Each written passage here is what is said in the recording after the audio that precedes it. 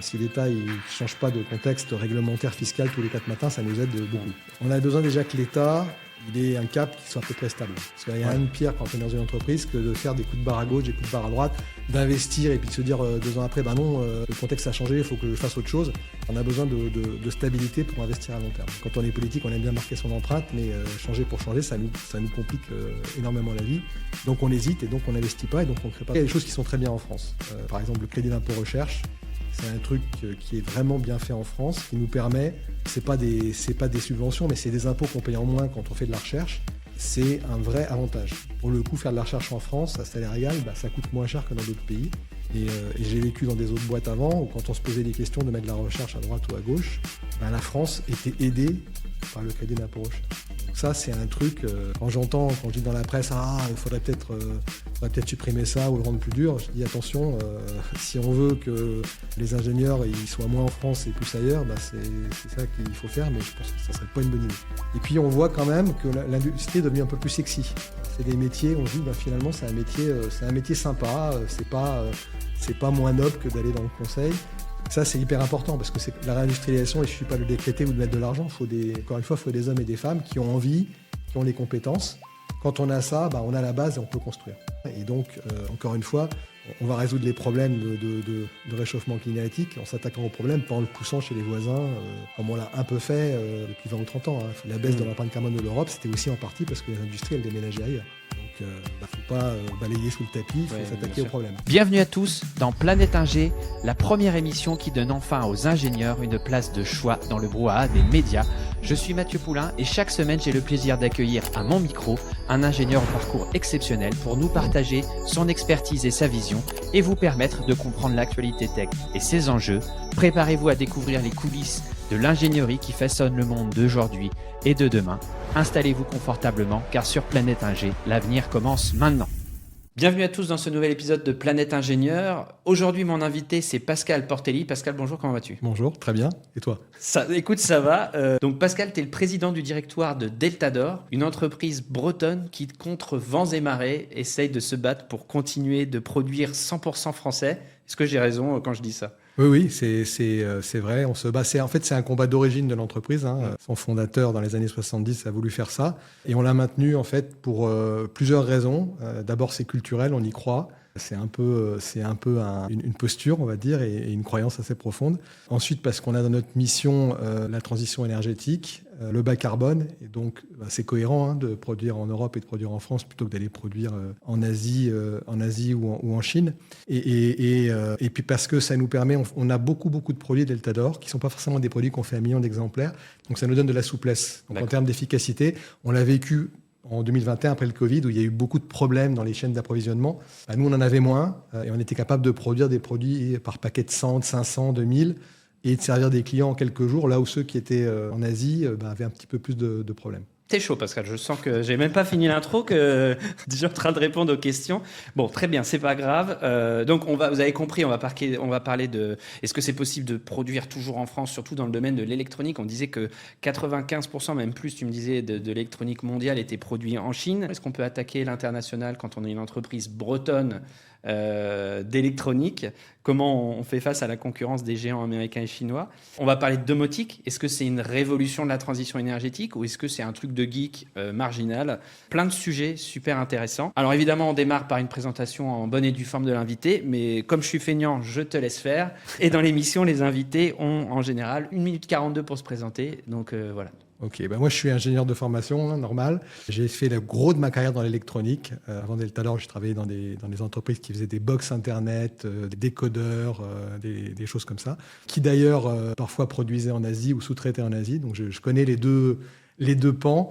Deltador, j'y suis depuis 2017, donc ça file, ça va faire 8 ans. Et donc j'ai eu une petite transition avec mon prédécesseur, mais je suis président depuis un peu plus de 7 ans. Et l'entreprise est une entreprise familiale et donc j'ai pris, en fait, moi je ne suis pas de la famille, je suis une greffe qui vient de l'extérieur. Et donc un des défis intéressants, c'était comment est-ce que quand on n'est pas de la famille, on s'adapte dans une entreprise qui est familiale fondamentalement. Parce qu'elle est très forte, c'est qu'il me fait les transitions vers la question suivante. Alors là, j'ai jamais vu ça. Avant d'avancer, donc, merci. Vous irez voir l'épisode de Didier Swirsky On parle d'industrie et d'Europe, et c'est Didier qui m'a mis en relation avec toi, Pascal. Donc voilà, comme ça, le chaînage est fait. Donc tu es arrivé à la tête d'une entreprise bretonne et familiale. Qu'est-ce qui a été le plus difficile, justement, quand on vient de l'extérieur, dans cette transition pour prendre les rênes? Alors, plus que le côté vraiment familial, c'est que, en fait, c'est une vraie entreprise, c'est une vraie aventure entrepreneuriale, Deltador. Donc, le fondateur l'a fondé, il avait 35 ans et il l'a dirigé pendant presque 40 ans. Et donc, alors moi, j'ai pas pris tout de suite la suite. Il y a eu quelqu'un entre lui et moi, mais c'est quelqu'un qui a marqué une empreinte extrêmement forte. C'est-à-dire que tout le monde le connaît, il a recruté tous ceux qui sont rentrés il y a plus de 10-15 ans, il les connaît personnellement. Et donc, il y a une espèce d'attachement hyper fort au fondateur. Donc, quand on arrive après ça, c'est un peu Dieu le Père, hein, le fondateur. Il faut réussir à mettre ses pas dans quelqu'un qui a vraiment façonné l'entreprise, qui a recruté beaucoup de monde, qui a mis une très, très forte culture. Donc, c'est un peu ça le défi. D'accord. Et il y a eu beaucoup de... On sait le français réfractaire au changement. Il y a eu beaucoup de... Oh, il ne va pas y arriver. Oh, c'était mieux avant. Comment tu as géré ça, toi? Au-delà de la question marrante, c'est plutôt une question de management derrière. C'est comment on gère justement cette phase de changement? Il y a deux choses. Déjà, le changement, c'est un peu pour ça que c'est pour aussi accompagner des transitions vers le connecté, vers l'international. La boîte était quand même très franco-française, même s'il y avait des filiales quand je suis arrivé.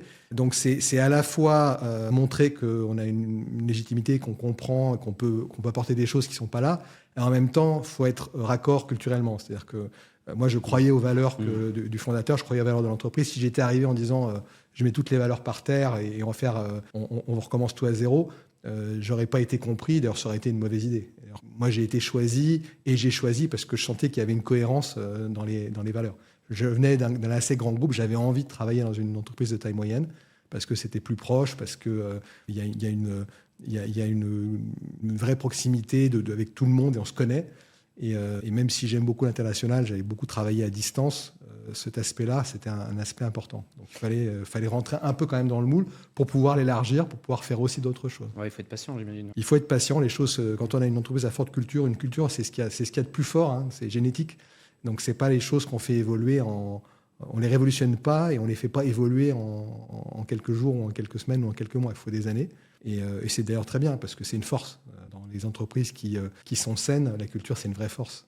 À quel moment tu as compris que tu avais gagné ta place et que tu t'installerais pour le long terme, justement, dans l'entreprise? Alors, j'ai fait un séminaire de 2 jours sur la stratégie où j'ai regroupé beaucoup de cadres, où j'ai dit, voilà ce qu'on va faire maintenant de nouveau, de différent. Et ça a accroché, c'est-à-dire que tout le monde est sorti enthousiaste. Quand on voit tout le monde, on va dire les principaux cadres qui sortent avec le sourire, avec l'énergie et tout, on se dit, c'est bon, il y a quelque chose qui se passe. Donc, c'est vraiment sur les aspects humains. C'est pas un produit, c'est une équipe qui a envie de bouger et qui se dit, là, on est sur des bons rails, on y va. En tant qu'ingénieur, qu'est-ce que tu as trouvé le plus dur dans tes prises de fonction à ce top niveau d'une entreprise, en tant que capitaine, on va dire? Je m'y attendais un peu, mais le fondateur, Joël Renaud, m'a dit, et il a raison, il me dit, tu sais, il n'y a pas de problème technique, il n'y a que des problèmes humains. Et au bout, quand on trouve un problème technique, derrière, c'est des sujets d'hommes. Donc, c'est de jamais oublier ça. C'est de se dire, finalement, fondamentalement, tout se ramène à des hommes et des femmes. On peut être hyper pointu techniquement. Si on n'a pas compris comment on approche le sujet en équipe, on n'y arrivera pas. Tu as parlé tout à l'heure de la pandémie. Tu as traversé la crise Covid en tant que dans ton poste actuel. Qu'est-ce qui a été le plus dur à gérer, tiens, justement? Il y a plein de choses hyper dures à gérer. Mais c'est encore les aspects humains. Moi, alors pour l'anecdote, Deltador, on travaille dans l'usine principale, on travaille en 3/8. Et quand il y a eu le premier confinement, on a continué à produire. Donc dans l'usine, on a continué à produire pendant 2 jours. Et en fait, au bout d'un moment, je me suis dit, en fait, ça sert à rien. Les collaborateurs, on voyait bien qu'ils avaient peur. Ils se disaient, on va se contaminer. Alors, c'est une boîte très bien organisée, Deltador, avant que j'y arrive. Donc on avait des masques, on en avait plein. On en a même envoyé, on avait une filiale chinoise à l'époque que j'ai fermée, on a même envoyé des masques. Je crois qu'on doit être la seule boîte qui a pris des masques en France pour les envoyer en Chine. D'accord. Je ne pense pas qu'il y en ait 2. Donc on avait de quoi faire, on avait préparé le truc, notre filiale italienne nous avait dit, attendez, ça arrive là, 3 semaines avant. Donc on s'était bien organisé, on avait ce qu'il fallait. Malgré tout, on voyait bien que les employés avaient peur. Et j'avais pas envie de les forcer à aller bosser. Et puis, il y avait plus de clients. Enfin, on n'avait plus personne en face. Donc, ça servait à rien de produire quand il y avait plus personne. Pourtant, moi, j'ai été à 10h du soir annoncer à l'équipe du soir, à l'équipe de nuit, là, on arrête, on ferme, et puis on ne sait pas quand on va revenir. Tout le monde était hyper ému. Moi, j'avais les larmes aux yeux. C'était vraiment un moment super fort. Et puis, en fait, 4-5 semaines après, l'activité reprenait pas vraiment, mais en fait, on avait des employés qui nous disaient, nous, on a envie de revenir, on en a marre d'être chez nous. Donc, on a envie de bosser. Et ça, c'était hyper fort. C'est-à-dire qu'ils étaient tous là à dire non, on ne veut pas rester chez nous. En fait, c'est pas ce qu'on a envie de faire. On s'emmerde un peu. Même s'il fait beau, c'est sympa, mais on a envie de retourner au boulot. Donc, trouvez-nous des choses à faire. Donc ça, c'était le côté positif. C'est qu'il y avait une vraie envie de faire des choses. Pour ceux qui ont connu cette traversée du désert en entreprise, moi c'est le cas. Ceux qui ont tenu la baraque, c'est les employés et les humains. Ça a pu traverser cette crise-là. Ouais. Et il y a toujours. Alors nous, une des choses que j'avais un peu changé chez les Taylor, c'est que j'avais signé un accord de télétravail. Donc on faisait du télétravail avant le Covid. C'était pas un truc qu'on a découvert à l'arrache en mars 2020. On en faisait déjà avant. Là, on est passé à une autre échelle. Il y avait un quart des gens qui en faisaient et c'était 2 jours par semaine. On est passé à une autre échelle. Une des difficultés, c'était, on l'a vécu aussi entre les gens qui étaient dans les magasins alimentaires, etc. C'était ceux qui ne pouvaient pas télétravailler, donc ils devaient venir, et ceux qui pouvaient télétravailler. Et ceux qui ne pouvaient pas travailler, qui se disent, en fait, c'est pas juste parce que nous, on a plus de risques sanitaires que les autres. C'est de gérer cette espèce de sentiment d'injustice. Et donc, on a été hyper rigoureux sur toutes les masques qu'on avait, sur tout ce qui était pour qu'il n'y ait pas ce sentiment, nous, on nous fait prendre des risques et les autres, les cadres, ils restent planqués chez eux et ils ne prennent pas de risques. Donc ça, c'est un des trucs vraiment agréables chez Deltador, c'est qu'il y a une vraie solidarité. C'est pas on laisse, comme on n'est pas dans le même service, on ne se connaît pas, tu te débrouilles. Et il y a une vraie entraide. Et ça, c'est un truc appréciable. 95% de l'électronique mondiale est produite en Chine.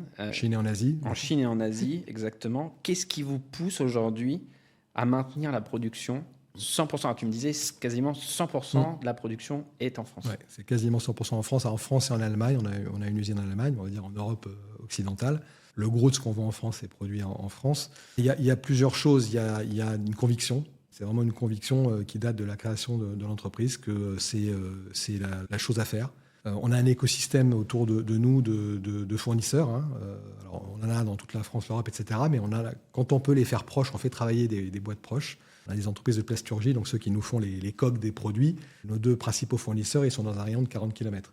Et on est un gros client pour eux. Donc on se fait la courte échelle et on s'accompagne. Il y a la conviction, il y a le côté carbone. Nous, c'est fait partie de notre mission, la transition énergétique. Donc la moindre des choses, on a des vraies ambitions en décarbonation avec un vrai travail. Donc ça fait partie des choses. On n'abaisse pas l'empreinte carbone de la France en poussant le problème en Chine ou ailleurs. C'est pas la bonne façon de faire, il faut le résoudre. Et puis, on a beaucoup de clients pour qui la flexibilité des approvisionnements, c'est un truc important. Et ça, on l'a vécu dans les suites du Covid, quand ça se tendait beaucoup, 2021-2022, tout le monde courait après les composants, tout le monde courait après les produits. Nous, on était capable de s'adapter, de changer de référence de produits en quelques heures et de servir pour le lendemain, là où des gens qui produisaient en Chine, il fallait attendre 6 semaines que les produits arrivent par bateau. Ceci étant dit, pour y arriver, on est quand même dans un monde qui est très compétitif. Il y a des contraintes, il faut s'automatiser beaucoup. On a quand même beaucoup de robots, de cobots, parce que si on veut être compétitif, on a besoin quand même de ça. Les gens, tout le monde est sensible au Made in France, mais est prêt à payer quelques pourcents de plus quand on est assez citoyen, mais pas à payer 20, 30, 40% de plus. Donc ça ne nous exonère pas d'être au bon prix, quoi. Tu t'as déjà un petit peu répondu à la question suivante et tu vas me répondre les deux, mon capitaine, mais je te pose la question quand même. Donc, sur le long terme, est-ce que c'est viable ? Est-ce que c'est un acte militant ou c'est un vrai choix économique ? Est-ce que vraiment économiquement, ça a du sens et ça en aura encore plus dans le futur ? Alors les deux, mon colonel. Colonel, j'ai pris du grade. Oui, évidemment les deux, parce que ça reste une conviction. Ceci étant dit, au fur et à mesure que les années passent, l'écart de coût entre la Chine et la Chine, chaque année, ça coûte 10% plus cher. Donc, ça reste encore aujourd'hui moins cher, mais l'écart de coût se réduit. On voit bien qu'on vit dans un monde là depuis quelques mois où les flux deviennent un peu plus compliqués. Bouger des produits de composants d'un bout à l'autre, ça devient plus compliqué. Je ne pense pas que ça soit un épiphénomène et que ça va revenir dans l'autre sens dans 4 ans. Donc c'est aussi une raison de plus pour persister. Après, il n'y a pas de miracle. Une industrie et un savoir-faire, ça ne se fait pas en 2 ans. On ne peut pas bouger une usine ou une production massivement d'un endroit à un autre. Il faut des compétences. Les compétences industrielles, ça se maintient. quand on les a perdus, ça met du temps à se reconstruire. Donc c'est pour ça que nous, on garde cet écosystème autour de nous, parce que si on le perd, en fait, si on devient complètement isolé, finalement, on n'y arrive plus. Bien sûr. Et en termes, tu parlais de robotisation importante. Justement, ça demande des investissements importants. Est-ce qu'aujourd'hui, vous avez besoin que l'État soit derrière vous? Non, mais alors, est-ce qu'on a besoin? On a besoin déjà que l'État, et ça c'est vrai pour toutes les entreprises, il ait un cap qui soit à peu près stable. Parce qu'il n'y a rien de pire quand on est dans une entreprise que de faire des coups de barre à gauche, des coups de barre à droite, d'investir et puis de se dire 2 ans après, non, le contexte a changé, il faut que je fasse autre chose. On a besoin de stabilité pour investir à long terme. Donc déjà, ça, c'est le point numéro 1. Si l'État ne change pas de contexte réglementaire fiscal tous les 4 matins, ça nous aide beaucoup. Et à contrario, c'est vrai que quand on est politique, on aime bien marquer son empreinte, mais changer pour changer, ça nous complique énormément la vie. Donc on hésite et donc on n'investit pas et donc on ne crée pas d'emploi. Donc ça, on le dit aux politiques, ils le comprennent, mais parfois ils oublient un peu. On a besoin d'être raisonnablement compétitif par rapport aux autres. C'est pas qu'une question de coût de salaire, c'est aussi impôts, de charges sociales, etc. On aime bien dire, et c'est vrai que on se compare à l'Allemagne, on a plus de charges sociales, donc à salaire égal, ça coûte plus en France. C'est une réalité. Il faut éviter d'aggraver ça. Après, il y a des choses qui sont très bien en France. Par exemple, le crédit d'impôt recherche. C'est un truc qui est vraiment bien fait en France, qui nous permet, c'est pas des subventions, mais c'est des impôts qu'on paye en moins quand on fait de la recherche. C'est un vrai avantage. Pour le coup, faire de la recherche en France, à salaire égal, ça coûte moins cher que dans d'autres pays. Et j'ai vécu dans des autres boîtes avant, où quand on se posait des questions de mettre de la recherche à droite ou à gauche, la France était aidée par le crédit d'impôt recherche. Donc ça, c'est un truc, quand je dis dans la presse, il faudrait peut-être supprimer ça ou le rendre plus dur. Je dis attention, si on veut que les ingénieurs ils soient moins en France et plus ailleurs, c'est ça qu'il faut faire, mais je pense que ça ne serait pas une bonne idée. Tu as fait adopter, si je ne me trompe pas, le virage de l'IoT chez Deltador. À quel moment tu t'es dit il faut qu'on aille dans cette voie-là, c'est l'avenir, et puis quels sont les prochains défis technologiques qui sont face à vous dans votre secteur? Alors, ça avait commencé un peu avant moi, je l'ai accéléré. Les défis, c'est de pas être... le vrai défi pour nous, c'est que la complexité de la technologie elle soit invisible d'utiliser. C'est-à-dire que il faut pas que un produit qu'on vend il arrête de marcher parce qu'on perd la connexion Internet, parce qu'il y a un serveur, il y a un problème dans un data center. Donc ça c'est exclu. Et c'était à un moment donné, et c'est plus le cas, je pense aujourd'hui, un des obstacles à la maison connectée, à la domotique, c'était un peu la peur que ça tombe en panne et puis c'est trop compliqué, je vais jamais y arriver. L'IoT et le fait qu'on utilise des apps qui sont quand même très intuitives, ça lève un peu ça. C'est se dire finalement non, c'est pas si compliqué que ça fonctionne, je vais y arriver. Et donc on est sorti, je pense, d'un marché qui était un peu un marché de guides, d'ingénieurs, ce qui est super, mais qui est quelques pourcents de la population, à quelque chose où tout le monde commence à être assez confiant dans le fait que ça ne va pas poser de problème. Il n'y a pas besoin d'avoir fait des études d'ingénieur ou de technicien pour que ça fonctionne. On est sorti de cette crainte progressivement. Un des défis aussi, c'est que y a des produits de différents confrères qui historiquement ne fonctionnaient pas forcément entre eux, parce qu'on ne les avait pas pensés pour ça. Maintenant, il y a des standards qui ont émergé. Il y en a un dont on parle beaucoup dans notre monde qui est Matter, qui permettent progressivement à ces produits de fonctionner entre eux. Et donc ça lève aussi les crânes qu'avaient certains de se dire j'achète un produit chez Deltador, un autre chez un concurrent, et finalement ils ne vont pas marcher entre eux. Donc il y en a un que je vais mettre à la poubelle ou je vais avoir 2 applis, ça va complexifier les choses. On est en train là progressivement d'avoir un monde qui est vraiment plus simple. Et ça lève les obstacles. D'accord, ok. Je reviens un petit peu, c'est la question un peu politique de l'émission, mais on entend beaucoup parler de nécessité de réindustrialiser la France. Il y a d'ailleurs, c'est étonnant, et c'est très bien, parce que je l'avais déjà dit dans l'épisode avec Yves Bréchet, et puis c'est aussi le sujet de l'épisode avec Henri Walla, allez les écouter. Je refais un petit peu le reproche aux ingénieurs de ne pas assez prendre la parole, même d'avoir laissé faire un petit peu la disparition de l'industrie. Enfin, bon, voilà, après, c'est des choses comme ça, mais aujourd'hui, les gouvernements, les capitaines d'industrie prennent la parole. Le gouvernement dit il faut réindustrialiser. Bon, après, ça coûte pas cher de le dire. Est-ce que toi, tu y crois vraiment ? Est-ce que finalement, c'est pareil, on le voit finalement, on dit on veut réindustrialiser et produire en France, et puis derrière, on vote des budgets qui augmentent un peu les contraintes. Toi, est-ce que tu y crois vraiment à cette volonté de réindustrialiser ? Est-ce qu'on ne va pas être d'ailleurs poussé par la géopolitique mondiale qui a pris un peu tout le monde de court pour se dire, là, regardez, les cocos... On est clairement, là on en parle depuis quelques temps sur l'industrie de défense, en disant, il y a des risques à être trop dépendant de l'extérieur, des États-Unis, d'autres, donc il faut qu'on fasse... Et la géopolitique clairement pousse là-dedans. Je pense que ça ira au-delà de la défense. Je pense que c'est sincère, d'ailleurs on le voit depuis un certain nombre d'années. Ça faisait, depuis les 30 Glorieuses, 40 ans, que la part de l'industrie dans l'économie française baissait. Ça fait quelques années, pas juste 2 ans, un petit peu plus, qu'elle a arrêté de baisser. Elle a même légèrement remonté. Après, elle reste beaucoup plus basse qu'il y a 20 ans, 30 ans, 40 ans. Mais au moins, on a arrêté de descendre et on est stable, voire un peu plus. Après, on revient, je parlais des sujets humains. Après, les choses fondamentales, c'est pas que de l'argent, c'est des hommes. C'est-à-dire qu'il faut que les ingénieurs qui sortent d'université, d'école, ils aient envie d'aller dans l'industrie. Et là, on est aussi dans une dynamique qui est plutôt positive parce qu'il y a 10-15 ans, il y avait une proportion vraiment importante qui allait dans la finance, dans le conseil. Après, il y a une portion... il y a eu la mode, et je ne dis pas ça de façon négative, je dis ça de façon positive, d'être dans les startups, on va dire, purement soft, et donc qui n'avaient pas de composante industrielle. On a vu des startups industrielles, il y en a de plus en plus. Et puis, on voit quand même que l'industrie est devenue un peu plus sexy. C'est des métiers, on se dit, finalement, c'est un métier sympa. C'est pas moins noble que d'aller dans le conseil. Et ça, c'est hyper important parce que la réindustrialisation, et je ne suis pas le décréter ou de mettre de l'argent. Encore une fois, il faut des hommes et des femmes qui ont envie, qui ont les compétences. Quand on a ça, on a la base et on peut construire.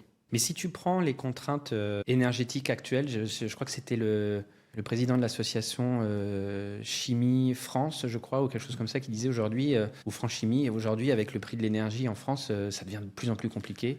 Alors, il y a ce qu'on appelle les électro-intensifs, donc tu auras la chimie, la sidérurgie, pour lequel la part de la note d'énergie dans les coûts est énorme, et pour eux, c'est un énorme problème, effectivement, et c'est un vrai souci. Alors, le coût de l'énergie a rebaissé depuis 1 ou 2 ans, mais effectivement, il reste en Europe en moyenne plus cher qu'aux États-Unis. Donc ça, c'est un souci.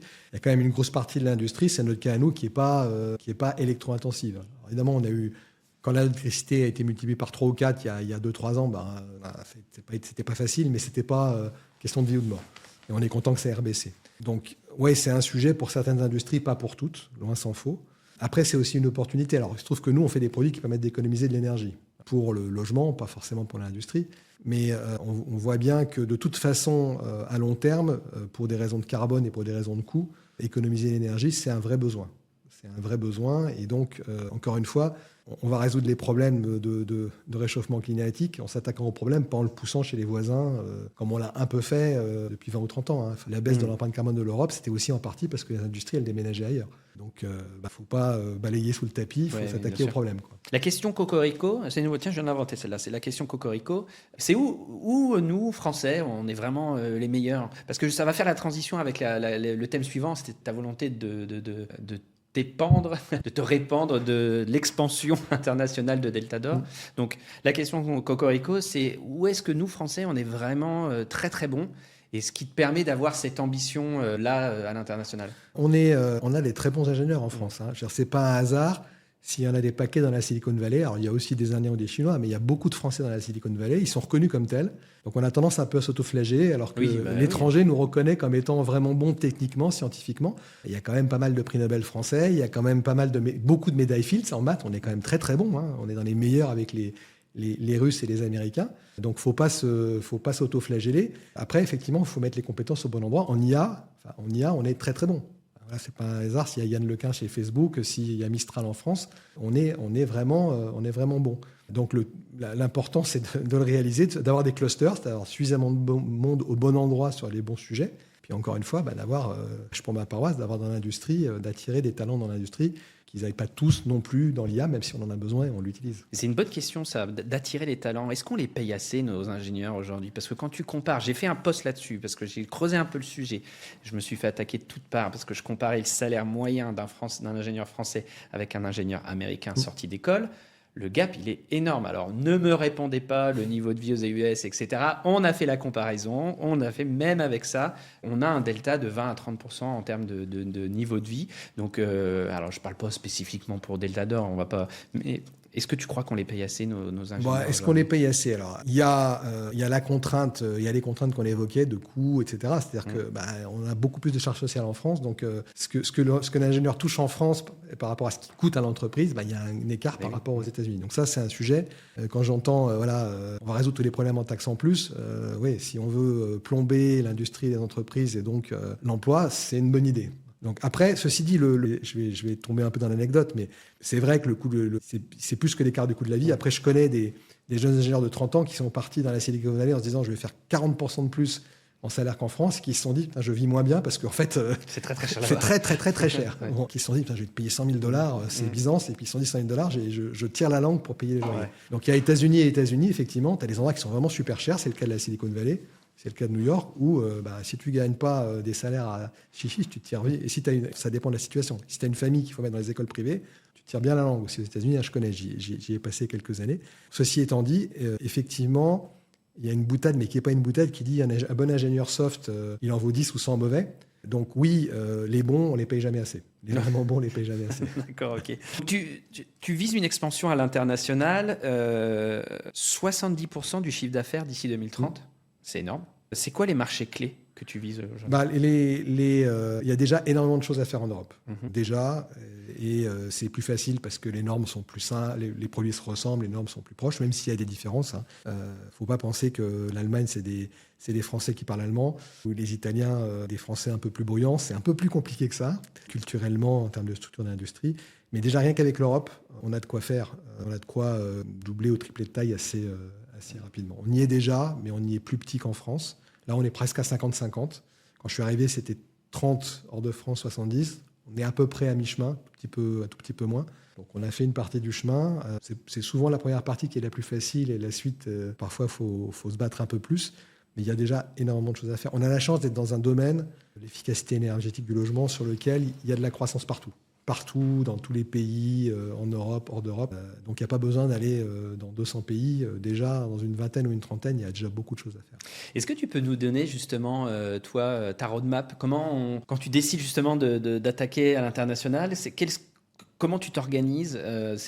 Au niveau high level, évidemment, tu vas nous détailler le plan. Mais voilà, c'est quoi ta roadmap? Comment on déroule ça tranquillement? Déjà, alors, il y a en France des dispositifs d'aide. On est accompagné, BPI Aide internationale. Il y a des assurances, il y a des prêts, il y a des trucs. Donc ça, déjà, il ne faut pas hésiter à se faire aider. Les CCI peuvent aider, les CCI franco-allemandes, etc. Donc il faut pas hésiter quand on est petit. Et puis, en général, il vaut mieux y aller progressivement. C'est-à-dire pas parier l'avenir de l'entreprise sur un pays. Je claque la moitié de mon budget et tu veux. Il vaut mieux y aller progressivement parce que quand on regarde de loin, on a beau avoir embauché plein d'Allemands, plein d'Italiens. En fait, on comprend vraiment le marché qu'en s'y frottant et donc en commençant, en faisant des erreurs et puis en corrigeant. Parfois, et c'est ce qu'on a fait il y a quelques années en Allemagne, ça aide ou ça accélère d'aller trouver un partenaire, de faire une JV, d'acheter une entreprise locale. Ça peut être un bon accélérateur parce que d'un seul coup, on a une base, d'un seul coup, on a des dizaines ou des centaines de personnes plutôt que de les embaucher un par un. Ça peut être un accélérateur. Ce n'est pas forcément la panacée, il ne faut pas toujours faire ça, mais il y a pas mal de cas où ça donne un bon coup de boost. Est-ce que justement tu as noté des différences intéressantes ou tu pourrais nous partager entre les attentes des marchés entre la France et d'autres pays européens? Est-ce qu'il y a des marchés plus moteurs? Tu te dis ah oui tiens finalement celui-là heureusement qu'on y allait parce que les gens ils sont vraiment adopteurs en France. Alors, dans notre domaine, logement connecté, en fait les pays les plus avancés c'est les pays du Nord. Plus tu vas au nord, je vais rester sur l'Europe, tu vas dans les pays scandinaves, les gens sont... d'abord, il y a un niveau de vie qui est plus élevé. Les Norvégiens, tu prends le PNB par habitant, c'est plus que la France ou que l'Allemagne. Ensuite, les gens sont dans les pays du Nord, très cocoon. Ils investissent énormément dans leur logement. Et donc, ça fait que tu as des pénétrations. Tu en parlais tout à l'heure de est-ce que c'est un gadget, est-ce que c'est niche. La domotique, en Norvège ou en Suède et tout, tu as déjà la moitié des foyers qui en ont. Alors après, ils ont peut-être un ou deux produits. Ils pourraient en avoir 20 ou 30. Mais déjà... tu as déjà ça. Après, plus tu descends vers le sud, en fait, moins c'est avancé, mais ça progresse chaque année. Si tu veux, la France est un peu derrière l'Allemagne ou le Royaume-Uni, mais 2-3 ans derrière. L'Allemagne peut-être 4-5 ans derrière les pays scandinaves. Mais en fait, chacun progresse à son rythme. Et après, tu as des particularismes. Moi, j'étais sur un chantier d'une très belle maison dans la banlieue d'Oslo. Les éclairages, c'est un truc incroyable. Parce que, évidemment, comme il fait nuit, en hiver, il fait nuit 20 heures dans la journée. Le propriétaire, il s'était mis des centaines de points d'éclairage, il réglait toutes les couleurs, etc. Voilà. Évidemment, piloter la clim, c'est important en Italie, en Espagne, dans le sud de la France, c'est moins important ailleurs. Tu vas automatiser les volets roulants. Tu te dis, tiens, c'est un truc de droit très ensoleillé, intuitivement, ou les stores. En fait, pas que, parce que pareil, dans les pays du Nord où le soleil va être rasant, c'est bien de pouvoir avoir des trucs où tu n'as pas le soleil dans l'œil et puis tu passes pas ta vie avec des télécommandes. Donc, il faut connaître les marchés. Il y a des trucs qui paraissent évidents et puis il y a des trucs qu'on ne voit pas et qui ne sont pas forcément évidents. Il y a des données économiques. Le prix de l'énergie fait que, évidemment, tu vas plus investir dans les économies dans des pays où l'énergie coûte cher. Les pompes à chaleur, il y en aura plus dans des pays où l'électricité est moins chère que le gaz. Il y en aura moins dans d'autres pays. Donc, il faut comprendre les particularismes locaux. La culture, les caméras connectées. Je te donne un exemple. Les Anglais, ça leur pose aucun problème. Mettre 5 caméras chez eux, d'abord, il y en a plein à tous les coins de rue à Londres.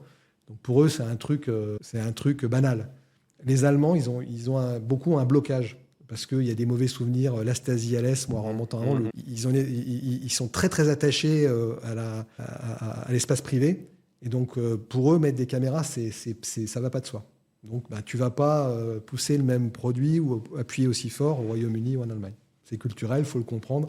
Quand tu ne t'es pas frotté au pays, tu opères de France, tu ne le comprends pas forcément.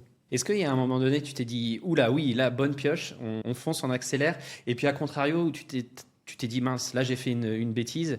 J'ai fait vraiment une erreur, je me suis planté. Il faut que je corrige le tir. On en fait de toute façon, qui ne tentent rien à rien. Donc, y a les gens qui ne font pas d'erreur, c'est ceux qui ne font rien. Donc, le tout, c'est de les corriger assez vite. Tu sais ce que dit mon fils quand je lui dis ça. Il dit, du coup, je fais rien parce que j'ai pas envie de faire de bêtises. Je crois que c'est Einstein qui disait, ou Gandhi, je sais plus. C'est des grands qu'on cite beaucoup, mais si tu poses une question et qu'elle est stupide, tu auras l'air idiot pendant 5 minutes. Si tu la poses pas, tu resteras idiot le reste de ta vie. Je pense que c'est un truc aussi. Il faut apprendre quand on est ingénieur à accepter que on peut pas être parfait. Les notions de MVP, minimum viable product, tu peux pas penser que tu vas faire le produit parfait du premier coup. C'est pas réaliste. Donc, on se plante, on apprend et on corrige le tir. On s'est planté. Il y a plein de produits sur lesquels on s'est dit on va en vendre 1 million et on en a vendu un dixième. Un exemple. J'ai pas forcément envie de donner des exemples précis, si tu veux, et ça va dépendre encore une fois des pays, si tu veux. Mais voilà, on a fait des versions de détecteurs pour l'Italie, où on était persuadé, notre équipe était persuadée que c'était indispensable. Et en fait, quand on l'a fait, ça n'a pas vraiment changé. Parce que, parce que en fait, vouloir copier ce que fait un concurrent local, c'est pas toujours la meilleure idée. Et au contraire, un truc où vous vous êtes dit, ça va pas marcher, puis bien une bonne pioche. Ouais, alors est-ce qu'on sait, peut-être que je suis optimiste de nature, donc j'ai tendance à penser que les choses vont marcher. Il y a un truc qu'on fait depuis quelques années qui marche peut-être mieux que ce qu'on imaginait. On a fait un produit qu'on appelle le gestionnaire bioclimatique qui synchronise en fait la gestion des ouvrants, le fait de fermer des volets roulants des stores et ton chauffage. Et en été, ton rafraîchissement à ta clim. Et ça, on s'est dit, en fait, c'est un peu compliqué comme produit. Est-ce que les gens vont comprendre ? Et en fait, si, ils comprennent. Quand tu leur dis, c'est simple, tu vas, en mettant un moteur de volet roulant, en mettant du logiciel intelligent, tu vas consommer pour 50 centimes d'électricité dans l'année. Et tu vas éviter 300 € de note de clim. Les gens comprennent, en fait. Quand tu trouves l'argument, les gens comprennent. En fait. Tu leur expliques. Et après, comment fonctionne l'algorithme, ce que tu vas chercher des infos météo et tout, c'est secondaire. Ils s'en fichent. Ce qui compte, c'est le service que ça rend. Donc, si tu arrives à prouver que ça rend un service, tu as des gens qui sont contents et ça marche. En tant que dirigeant de l'entreprise, comment tu t'assures qu'il y a une créativité permanente au sein de tes équipes et que rien n'est... je suis désolé, j'introduis des questions pièges. Ouais, c'est difficile. Des pots de banane. Mais comment tu t'assures que la créativité est toujours maintenue et que même sur ce qui peut paraître une mauvaise idée soit quand même exprimé et que les gens ne se freinent pas forcément ou n'aient pas l'impression d'être freinés, justement. Ouais, c'est un vrai sujet. Déjà, c'est en montrant de façon claire que quand rater quelque chose, quand on l'a tenté, pas n'importe comment. C'est-à-dire que voilà, on a réfléchi, on a respecté les process, etc. Bon, ça a raté, c'est normal. Moi, j'ai jamais viré personne parce qu'on a raté un projet. Ça fait partie de la vie des affaires, ça fait partie de la technique. Donc déjà de dire, on tente et si ça rate, c'est pas si grave. On fait pas tapis en mettant toutes les ressources dans l'entreprise, mais si ça rate, on dévie, on recommence, on est agile. Donc ça, c'est important de le montrer. Et puis de dire, moi, je suis le premier à reconnaître quand je me plante. Je ne vais pas dire, non, c'est pas de ma faute, etc. Je me suis planté. Mais c'était de bonne foi, et puis surtout, on tire les leçons. On s'est planté parce qu'on n'avait pas les compétences, parce qu'on n'avait pas bien analysé le marché, et puis la fois d'après, on le fait mieux. Ça, c'est vraiment le truc. C'est hyper important de tirer des leçons honnêtes de ces échecs, et de les partager, en fait. Est-ce que la domotique, c'est une vraie solution pour la transition énergétique ? Ouais, Est-ce qu'on ne chasse pas des pouillèmes ? Non, c'est pas des pouillèmes. C'est pas des pouillèmes. Déjà, le bâtiment, c'est le premier. Le bâtiment, c'est 37% de l'empreinte carbone mondiale. C'est devant les transports. Tout le monde se dit, on focus tout le focus temps. tout. Les transports, c'est le deuxième poste, et c'est gros aussi. Mais on se dit tous, si je passe à la voiture électrique, j'ai résolu le problème. En fait, une grosse partie de ton empreinte carbone, c'est ce que tu fais chez toi. Alors aussi dans les bureaux, mais dans les bureaux, a priori, on peut jouer un rôle, mais c'est quand même, il y a des systèmes techniques, on a des limites. Chez soi, on est en contrôle. On décide, on fait ce qu'on veut. Et l'empreinte, elle est importante. Et c'est pas si compliqué d'économiser de l'énergie. Les gros postes énergétiques à la maison aujourd'hui, c'est chauffage, c'est numéro 1. Selon ton mode de chauffage, ça va être 30, 40, 60%. C'est l'eau chaude sanitaire, donc ton ballon d'eau chaude. C'est la clim quand on en as une.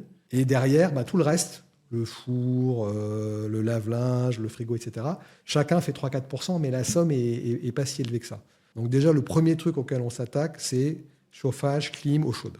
Avec ça, tu peux faire tu économises 20% là-dessus, tu vas déjà économiser 15% de ton...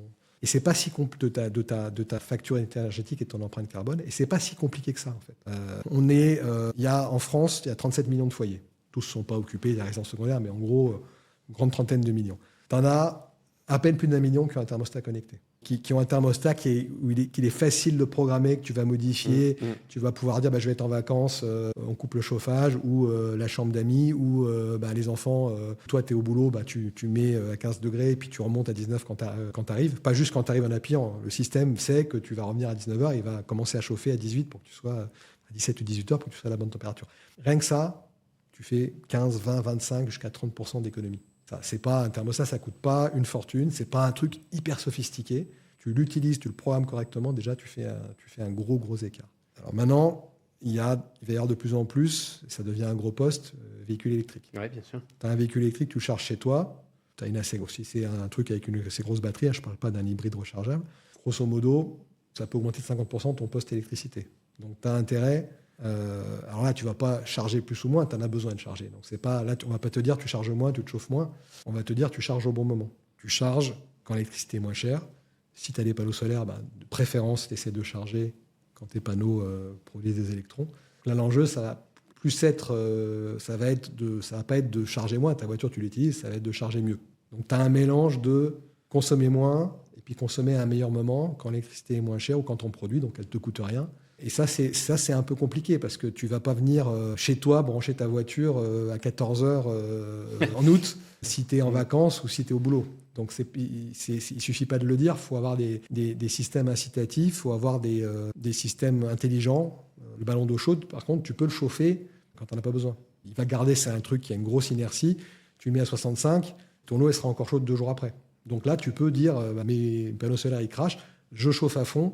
Tu auras de l'eau chaude 2-3 jours après s'il n'y a plus de soleil. Donc ça, c'est des trucs qu'on peut faire, qu'on sait faire aujourd'hui et qu'on peut améliorer. J'allais dire, on est prêt techniquement, on sait faire, on peut déployer. On sait faire. Après, les systèmes s'améliorent tous les jours. On commence à mettre de l'IA dans les logiciels parce que ça permet d'avoir de l'algorithmique qui est un peu plus évolutif. Mais les solutions techniques, elles s'améliorent, mais elles existent déjà. Et qu'est-ce qui freine alors aujourd'hui l'adoption de la domotique ? Quand tu poses des questions, qu'est-ce qui fait que vous n'en avez pas chez vous ? Aujourd'hui, en France, tu as à peu près 20% des foyers. Je te parlais de 40-50% en Norvège. En France, tu as à peu près 20% des foyers qui ont de la domotique, qui ont un objet connecté qui est lié au foyer. Je ne te parle pas d'un assistant vocal ou ton smartphone, je te parle de thermostat connecté, des volets roulants connectés, des choses comme ça. 20%, c'est quand même pas... On n'est plus chez les geeks. Tu en as chez des personnes d'âge qui ont 85 ans, qui ont ça chez eux. Alors, qu'est-ce qui freine quand tu poses des questions ? C'est le prix. Les gens disent « Ah, c'est quand même encore un peu cher. » C'est la simplicité, quand même un peu technique. Et puis le troisième cause, c'est et ça, est-ce que c'est réel ou pas ? Est-ce que c'est un peu une excuse ? On peut en débattre, mais c'est quand même exprimé. C'est sécurité des données, c'est piratage, etc. Les gens se disent, je mets une alarme connectée chez moi, c'est pas pour me la faire pirater, ou j'ai une caméra, je veux pas que quelqu'un en prenne le contrôle, ou un système de chauffage, je veux pas que quelqu'un aille mettre. Ça, les 3 trucs sont exprimés. Bon. Les prix, c'est un truc, tous les ans, on a des solutions qui sont un peu plus performantes, qui sont moins chères. Et puis, encore une fois, un thermostat, tu payes 100 ou 200 euros, si ça te permet d'économiser 500 euros sur ta facture, bah, ça vaut la peine. Et 10 euros, 20 euros de plus, évidemment, les gens regardent, mais ce n'est pas forcément le truc le plus important. C'est un investissement sur lequel tu as un retour. La simplicité, bah, on a encore des progrès à faire, mais dès que tu as une app, tu n'es plus dans un petit menu sur un thermostat ou sur un autre produit à te balader en disant j'ai oublié ce qu'il y avait avant. Tu es sur ton app, c'est intuitif, donc ça devient tout de suite plus facile. Et puis c'est à nous aussi d'être rigoureux vis-à-vis de l'RGPD, des problèmes cyber. Nous, on fait de la privacy by design et du cyber by design. Quand on spécifie un produit, les contraintes cyber, les contraintes de respect des données privées, elles sont dans le cahier des charges qu'on se fait nous-mêmes. Donc, ce n'est pas un truc où on se dit merde, on a oublié où je vais mettre un patch logiciel. C'est quelque chose qu'on fait d'emblée. Après, on n'est jamais parfait. C'est toujours la cyber, c'est toujours le glaive et le bouclier. Rien n'est infranchissable, mais si tu mets la barre assez haut, pas grand monde va se fatiguer et ça ne vaudra pas la peine. Et ça, c'est un vrai risque pour le particulier où il y a des solutions marché c'est un vrai risque. C'est toujours pareil. Les cyberattaqueurs, c'est une question de rentabilité, d'effort. Si tu veux. Bon, ils vont plus s'attaquer qu'en entreprise où ils vont pouvoir avoir une rançon dans millions qu'un particulier parce que l'enjeu en vaut pas forcément la chandelle. Après, on est rigoureux dans la façon dont on met nos produits. Donc, on met la barre assez haute pour que ça soit vraiment compliqué de hacker. Après, dire qu'une chose est inattaquable, c'est mentir. C'est une question de moyens, mais ça ne vaut pas la peine. Parce qu'on a mis la barre à un niveau, ça ne vaut pas la peine. C'est comme quand tu mets ton mot de passe. Si tu fais un mot de passe trop facile, ça vaut la peine. Si tu mets un mot de passe Voilà. Et tu saurais dire, ça représente, en termes de R&D, ça représente un surcoût de combien de... Ça représente un surcoût qui est réel. Quelques pourcents, je dirais. Alors, je ne saurais pas te dire si c'est 1%, 2%. Non, ce n'est pas nul. C'est pas non plus, ça n'augmente pas non plus le coût du produit. Non, mais ça te demande d'avoir des spécialistes quand même dans les équipes. Oui, ça demande. On a des spécialistes. On a un RSSI depuis... ça fait 5-6 ans que c'est le cas. Pas forcément le cas il y a 10 ans. Et le RSSI, soit de la sécurité des systèmes informatiques, il va pas juste regarder notre bureautique, il va pas juste regarder nos systèmes de support client, il va regarder nos produits de façon à ce qu'ils soient raisonnablement sûrs. Ça me titille parce que je suis dans la saison 5 du Bureau des légendes. Donc, ça doit parler, oui. Là, on est à fond dans le truc. Là. Allez voir après Planète Ingé, bien sûr. Toi qui es assez engagé sur les notions de transition écologique, ça te fait pas pester un peu quand tu vois l'État qui continue de donner les chèques pour les énergies fossiles et derrière, au niveau de l'électricité, pompe à chaleur, les incitations. Quand même, on le sait maintenant que c'est ça qu'il faut pousser. Désolé pour le... On le sait maintenant que c'est ces solutions base d'électricité qu'il faut pousser. Oui, on le sait. Alors effectivement, quand on a... il y a quand même une sensibilité, il faut le reconnaître, au niveau politique. C'est-à-dire qu'en France, en tout cas, effectivement, quand on fait quand l'État, il y a 2-3 ans, aidait à ce que le carburant monte pas, on sait que c'est pas ça qui va aider à décarboner. On comprend qu'il y a quand même des soucis de pouvoir d'achat et que c'est aussi pas avoir des gilets jaunes dans la rue, c'est aussi quelque chose de politiquement intéressant. Après, il y a des pays, il y a beaucoup de pays hors de France qui subventionnent encore énormément le carburant fossile, ou hors d'Allemagne, et sur lequel c'est un vrai sujet. On a quand même en France, c'est quand même pas mal pris en compte dans la réglementation. Quand on regarde par exemple ma prime Rénov', c'est quand même très orienté sur des solutions qui sont plutôt bas carbone.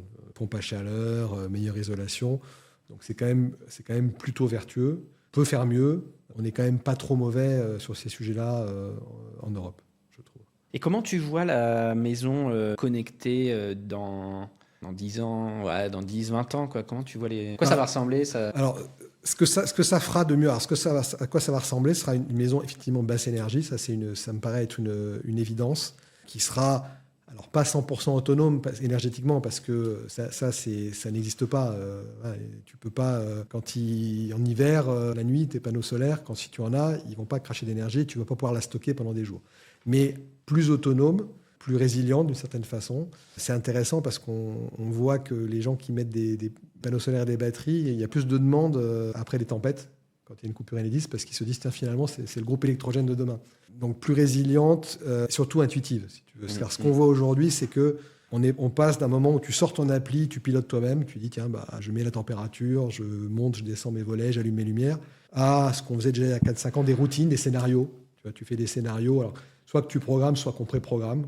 on met des scénarios arrivés au départ. Quand tu arrives, on éteint la lumière, on met la température un peu plus confortable, on désenclenche ton alarme si tu l'as, à des choses qui sont en fait complètement automatiques en algorithmique. C'est-à-dire, tu fais plus rien, on fait pour toi. Ce que je disais sur le système dit tiens, le soleil va taper sur ta façade sud dans 2 heures, tu baisses les volets, comme ça chauffe pas chez toi, tu n'as pas besoin de mettre la clim. Donc des choses qui sont intelligentes mais simples et sur lesquelles on fait un peu de pédagogie. C'est à ça que les applis servent aussi. C'est de dire aujourd'hui ton système il a fait ça et il t'a économisé tant d'euros, tant de kilowattheures, tant de kilos de carbone. Et on a d'autres solutions. Si tu faisais ça en plus, voilà ce que ça donnerait. Donc il y a un côté pédagogique, il y a un côté ludique. C'est des choses sur lesquelles on travaille, de rendre les choses un peu plus ludiques. Parce que on le voit dans des applis, pour ne pas les citer, d'apprentissage des langues, etc. Tu vois, le côté concours, il y a d'autres qui ont fait mieux que toi, etc. C'est des choses qui parlent, en fait, qui déclenchent de l'action. C'est-à-dire, ton voisin, il a décarboné plus que toi. Si tu faisais ça, tu serais meilleur que lui. Ça, c'est des choses qui déclenchent de l'action. C'est pas juste la vertu où je vais être plus technophile que mon voisin. C'est finalement j'ai fait plus pour la planète que mon voisin. Et puis d'ailleurs, des trucs auxquels on réfléchit dans des communautés, tu te donnes des trucs. Tu vois, tu veux dire, c'est pas juste nous qui faisons dans l'appli, c'est des utilisateurs qui se disent tiens, j'ai un truc, j'ai fait ça, je partage. L'autoconsommation, c'est une vraie chance pour le futur où on voit quand même des ingénieurs très calés réseau qui pestent en disant c'est beau sur le papier mais pour les réseaux c'est compliqué. Finalement, toi tu penses que c'est une vraie chance Alors je pense que c'est une vraie chance. Ce qui est compliqué pour les réseaux plus que l'autoconsommation, c'est l'intermittence des renouvelables. Après que ça vienne, que ça soit sur un champ de 10 hectares ou que ça soit 10 mètres carrés sur ta toiture, ce qui complexifie pour le gestionnaire des réseaux, c'est le fait que tu as des pics de production, des descentes, etc. Et ça, il faut le gérer d'une façon ou d'une autre. À partir du moment où on fait le choix des renouvelables, on sait qu'il faut le gérer. Faut pas non plus être dans le déni. Tu sais que ça va demander des solutions de stockage, des solutions d'interconnexion à grande distance. Parce que quand ça produit en mer du Nord du vent et que ça produit pas en Méditerranée, faut pouvoir descendre, rester sur 1000 km. Donc ça crée des vraies contraintes, sur le réseau. Maintenant, c'est quand même, in fine, à long terme. Maintenant, le coût marginal du kilowattheure en solaire, il est devenu plus bas que dans plein d'autres énergies. Et donc, il est pas mal décarboné. Pas 100%, mais quand même très décarboné. Et dans les endroits, en tout cas, il y a pas mal de soleil, il est vraiment pas cher. Donc, ça serait idiot de s'en priver. Après, il faut en accepter les contraintes. Et puis gérer ça au mieux, ce que je disais, essayer de stocker l'énergie, soit sous forme de chaleur. On parlait du ballon d'eau chaude, tu peux aussi le stocker, pour employer les termes d'ingénieur, dans le bâti, c'est-à-dire tu chauffes un peu plus, tu n'en as pas besoin, tu ne le ferais pas si tu tirais sur le réseau, mais même en plein hiver, tu peux avoir une belle journée ensoleillée. Dans ce cas-là, tu as assez d'électrons pour chauffer chez toi à 23, et puis tu vas laisser redescendre, et quand tu vas revenir, il fera 19.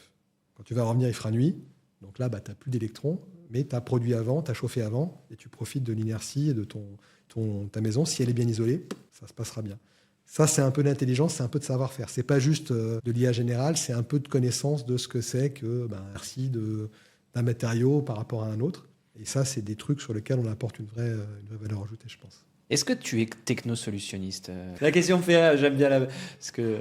Non, mais parce que voilà, on parle de technique pour aider la transition écologique et il y a certains qui diraient c'est ça le technosolutionniste. Ouais, alors tu comprends la question. C'est une bonne question. Alors moi, je pense qu'il faut être équilibré, c'est-à-dire que la techno ne peut pas tout. Je pense qu'il faut pas il y a des limites physiques. Il y a des limites physiques. La Terre, elle a une certaine taille.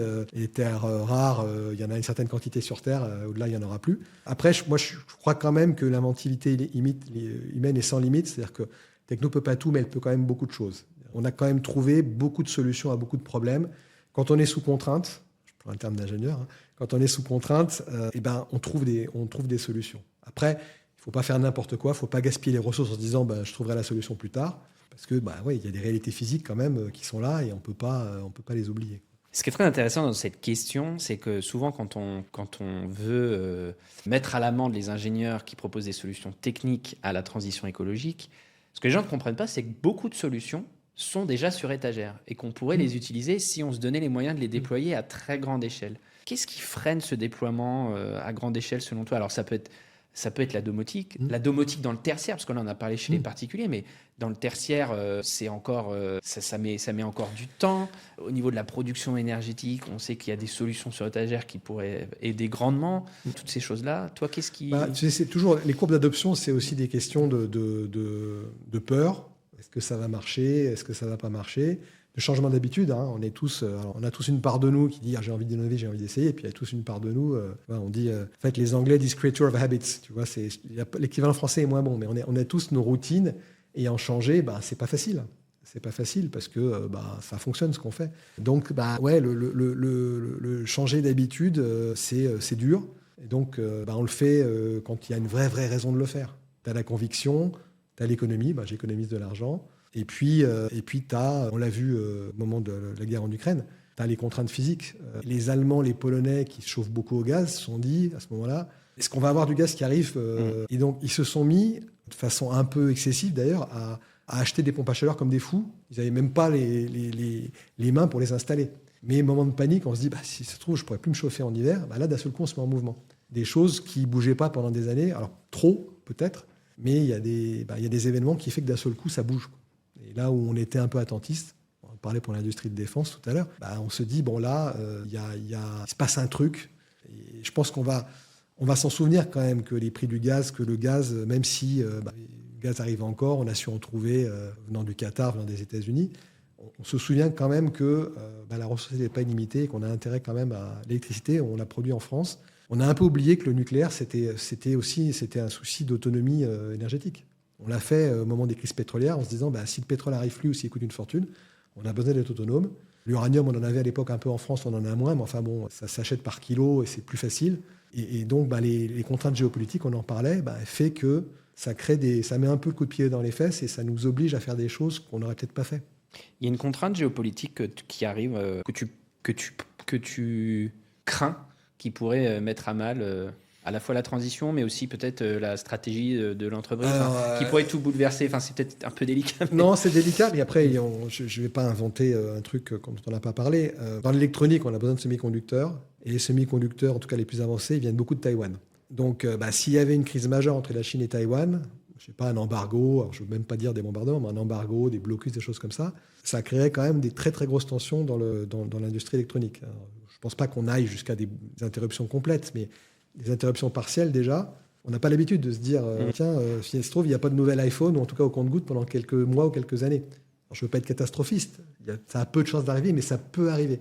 Et on l'a vécu à petite échelle en 2021, quand il y avait des rebonds post-Covid et que chacun courait après les composants. C'est des choses, des tensions, notamment en Asie, et notamment entre la Chine et Taïwan, qui peuvent créer du bazar, qui peuvent créer un vrai bazar. Et ça, on peut se raconter ce qu'on veut. L'industrie du semi-conducteur, elle ne va pas devenir 100% européenne ou américaine en un an, ni même en 2, ni même en 5. C'est des trucs qui sont super lourds à bouger et sur lesquels les investissements, une fonderie dernière génération en semi-conducteur, c'est 20 milliards, 30 milliards, 40 milliards l'usine. Ce n'est pas des trucs que tu plantes. Et puis, ce n'est pas que de l'argent, c'est des compétences. Ce n'est pas des trucs que tu fais en claquant des doigts qui se montent en 2 ans et tout va bien. Donc oui, la réindustrialisation, c'est une chose. Après, il ne faut pas se raconter d'histoire. Les chaînes logistiques, elles restent hyper imbriquées et parfois, on ne sait pas ce qu'il y a au niveau 4 ou au niveau 5.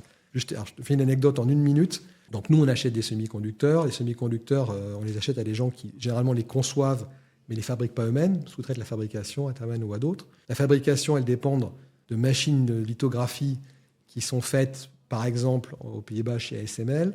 Dans ces machines de lithographie, il y a des gaz rares, comme l'argon. On s'est rendu compte, au début de la guerre en Ukraine, que l'Ukraine était on ne savait pas du tout, était un fournisseur majeur de certains de ces gaz rares. Donc on s'est dit, est-ce qu'à 5 degrés de séparation, finalement, la guerre en Ukraine fait que tout ne va pas s'arrêter? Et ça, ce n'est pas des trucs que tu auras beau dire, je mets le semi-conducteur en Europe, il y aura toujours des machines de lithographie et de l'argon qui viendront de quelque part et tu ne sais pas toujours d'où. Et donc, on est hyper imbriqués. Ouais. Et on va se désimbriquer, mais il ne faut pas se raconter sur le fait qu'on ne va pas vivre dans des bulles où tout viendra d'Europe, ça ne sera pas la réalité. Emmanuel Macron nous écoute. Oui, non, ne rigole pas. Donc tu peux lui faire passer un message et lui demander quelque chose. Qu'est-ce que tu lui demanderais du coup? Ce que je lui demande, c'est que déjà... Comme il est sympa, il va le faire. Oui, super, il est réactif. Mais en fait, la mère de toutes les batailles, on va revenir à un ingénieur, c'est l'éducation. Alors, moi, je serai peut-être à la retraite d'ici 10-20 ans, mais la mère de toutes les batailles, si on veut être performant, si on veut être innovant, c'est d'avoir des gens compétents. Et pour avoir des gens compétents, c'est pas juste en école d'ingénieur, c'est pas juste en université, ça commence tout petit. Et donc, moi, le truc qui me désole à titre personnel, c'est de voir la France dégringoler le classement PISA. Parce que je me dis, le classement PISA, aujourd'hui, c'est notre inventivité, notre compétitivité dans 10-20 ans. Et donc, si je devais lui dire un truc, c'est attaque-toi. Je serai peut-être à la retraite dans 10-15 ans, mais passer son temps à discuter des problèmes des retraites par rapport à l'éducation, c'est se tromper de sujet. C'est investir dans le passé, pas dans l'avenir. Je suis plus proche de la retraite que des écoles d'ingénieurs. Pourtant, je trouve que moi, je serais le premier à dire on valorise les métiers de l'éducation, on est innovant dans les méthodes éducatives. Ça vaut bien un tout petit peu moins d'investissement dans les retraites. Si je me fais taper dessus et j'ai des parents retraités, voilà. Mais les compétences, c'est clé, les hommes, c'est clé, et ça commence à l'école primaire, même avant, au collège, au lycée. Évidemment, ça continue en école d'ingé, ça continue après. Mais on ne va pas miraculeusement rattraper des retards parce que juste au niveau universitaire. Moi, c'est éducation hyper important. Et puis formation derrière aussi. On en fait beaucoup. L'État d'or, on investit plus de deux fois la moyenne de l'industrie dans la formation. Donc, c'est toute la vie. Mais si on n'a pas les bases, après, on court derrière et la formation, elle compensera, mais on ne peut pas tout compenser. Formation continue, c'est hyper important, mais on ne peut pas compenser des bases qui manquent. Ouais, moi, j'aimerais bien comprendre qu'est-ce qui bloque. On le sait, on fait les mêmes constats en permanence, et j'aimerais bien comprendre qu'est-ce qui les empêche qu'est-ce qui empêche d'actionner. C'est de l'argent, déjà que nos enseignants ils soient mieux payés. Bon, on coupera peut-être ce passage-là au montage, mais quand je vois que c'est le premier budget d'Europe de l'éducation, on se demande où ça coince. Quoi. Oui, mais après, je ne veux pas rentrer dans des trucs polémiques, mais tu as le nombre de profs par rapport à ce qu'est payé un prof. Être plus souple dans les méthodes éducatives, un peu plus innovant. Les pays qui marchent bien, ce n'est pas forcément des pays qui ont plus de profs que nous, mais c'est des pays qui les valorisent. C'est vrai, c'est un vrai sujet. Socialement, être prof à Singapour, c'est comme en France, être prof il y a 100 ans, c'était un métier, tout le monde était instituteur, c'est une institution. Aujourd'hui, c'est moins le cas, même si mérite d'être reconnu, c'est moins le cas. À Singapour, c'est un métier qui est valorisé, qui est bien payé, et donc les gens qui ont des choix entre 10 professions choisissent celle-là. Je pense que c'est important que les gens soient enseignants, pas juste par fibre en se disant j'ai envie d'être avec les enfants, mais aussi en se disant c'est un métier qui est aussi valorisant, pas juste dans mes croyances, mais par mon voisin, par mes amis, que si j'étais chef d'entreprise, chercheur, etc. Mais c'est aussi vrai pour le métier d'ingénieur, en fait. J'ai l'impression il y a eu un peu un déclassement social de l'ingénieur, et peut-être que du coup, comme on le voit, il y a un gros problème de recrutement dans les filières d'ingénieurs, et ça y participe aussi. Je t'ai posé la question sur le salaire, mais il y a aussi l'image et la bien sûr. Bien sûr. Et le fait qu'il y ait quand même 20-25% seulement de femmes ingénieurs, déjà, s'il y avait plus de femmes qui se disaient je suis ingénieur, c'est un métier de femme aussi, et qui y allaient, mécaniquement, on aurait plus d'ingénieurs. Donc s'il n'y avait pas cette autocensure d'un certain nombre de femmes qui se disent est-ce que c'est vraiment pour moi, est-ce que c'est déjà, on s'améliorerait de façon massive, vraiment massive. Et il y a des. Alors, c'est une boîte d'ingénieurs, fondamentalement. Il y a un bon tiers, et encore, on vient de l'augmenter encore, du CODIR qui sont des femmes. Et des fonctions qu'on imagine traditionnellement femmes. La DRH est une femme, mais le patron de la R&D, c'est une femme.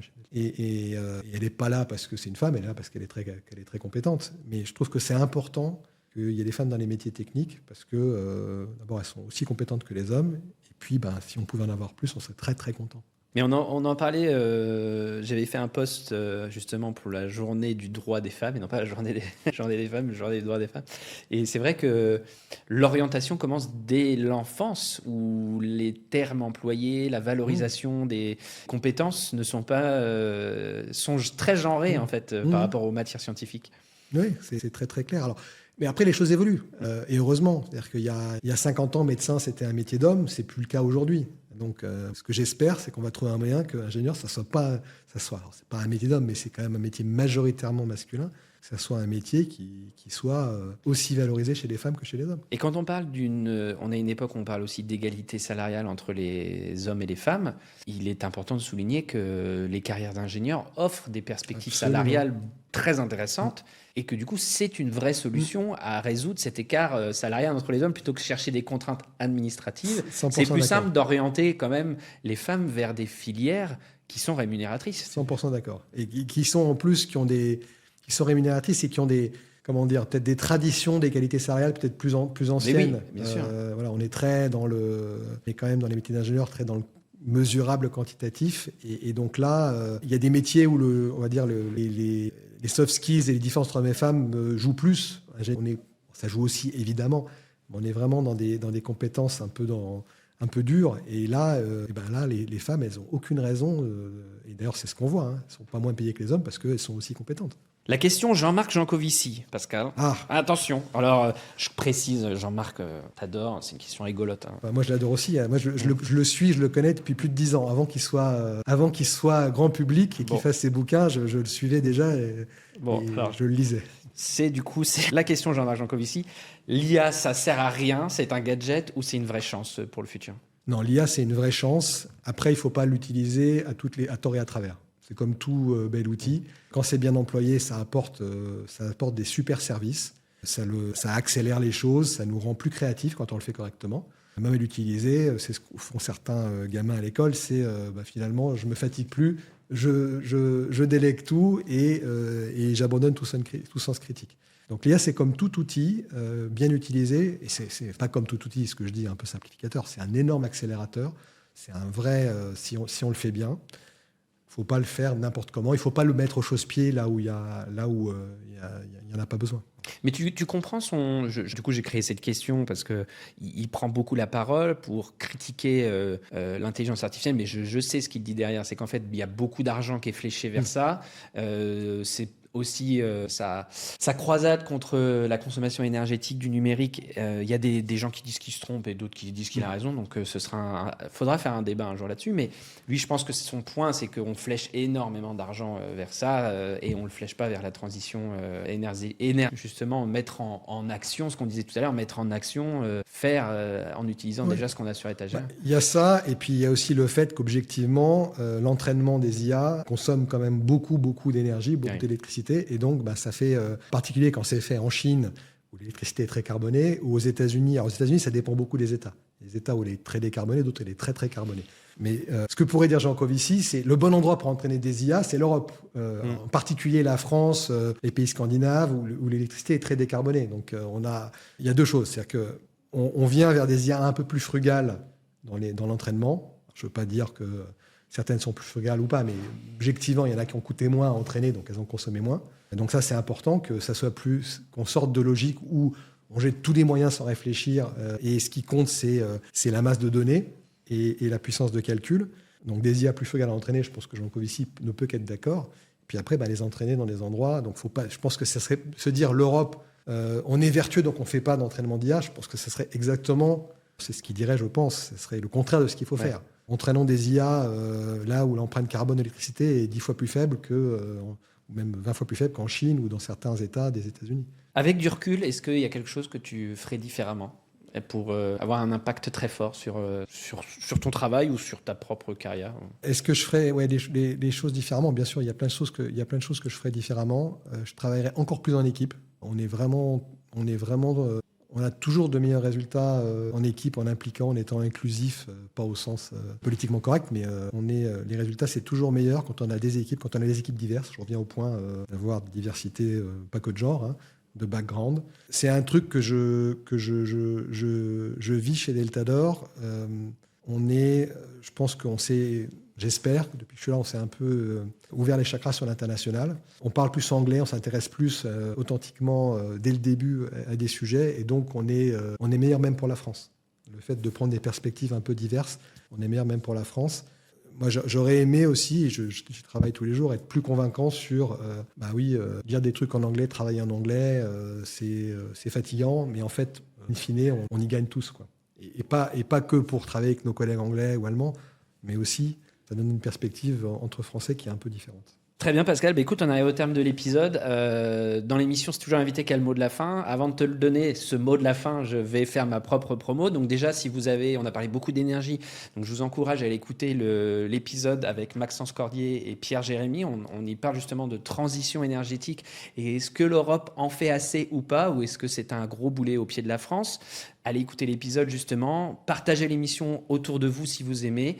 Si vous connaissez des femmes ingénieures dirigeantes qui veulent venir aussi témoigner dans l'émission, n'hésitez pas à pousser des noms parce que c'est pas facile de faire la parité dans l'émission dans Planète Ingé. Et puis voilà. Pascal, c'est toi qui as le mot de la fin. Alors, j'allais dire c'est ta minute promo, mais je suis pas sûr que tu aies nous faire forcément de la promo. Mais si tu as le dernier mot, c'est... Ouais, moi j'ai fait ingénieur parce que c'est un métier super varié. Et 2, on peut résoudre des problèmes et des problèmes de petite échelle, mais des problèmes gigantesques. On a un énorme problème qui est le réchauffement climatique. Il se résout avec plein de petites solutions. La domotique est ce que fait Deltador. On apporte une pierre à l'édifice. Elle n'est pas négligeable. On se dit tous, ce qu'on va faire chez soi, c'est pas négligeable. Ce que je disais tout à l'heure, l'empreinte carbone énergétique du bâtiment, des logements, elle est plus importante que ce qu'on croit. Et on peut tous faire quelque chose. Les créateurs de solutions, ce que fait Deltador, ce que font des confrères, mais surtout les utilisateurs, toi, moi. Quand on est chez soi, on y passe quelques minutes pour essayer d'y comprendre, pour mettre le bon système et on obtient des vrais résultats. Très bien. Pascal, merci beaucoup. Et puis, je vous souhaite à tous une très bonne soirée. Je ne sais pas ce que vous êtes en train de faire, peut-être en train de courir, de faire la vaisselle ou tranquillement de regarder la télé ou de travailler. Ça, c'est peut-être moins bon de travailler en écoutant Planète Ingé, mais c'est très bien. Abonnez-vous encore une fois et je vous dis à la prochaine pour un autre épisode. Merci. Merci.